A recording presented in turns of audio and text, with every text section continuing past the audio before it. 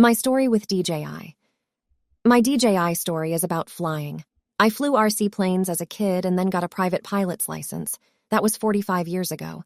Sadly, recreational flying was too expensive and I had to give it up. I discovered drones in 2011. I bought a Chinese drone and it made a few flights before it burned out in ESC because the prop hit the ground. Then I discovered homemade drones and I built and flew a number of them. They taught me to fly line of sight with no GPS.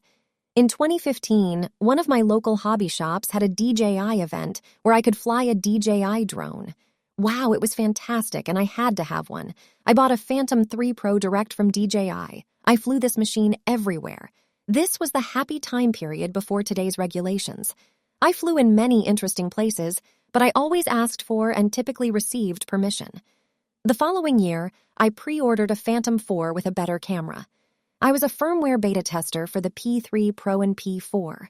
In less than a year, the Mavic Pro arrived, so I bought one, and within a few months, the goggles RE FPV flying was a blast.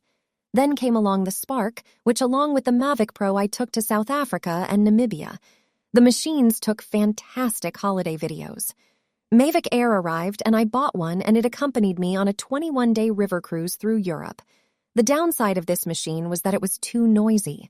Because of that, it was the only DJI drone that I sold. It was replaced by a Mavic Air 2. I had a great time flying it at the top of Mauna Kea on the Big Island of Hawaii.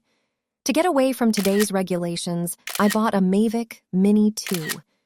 I was amazed at how well such a small drone performed.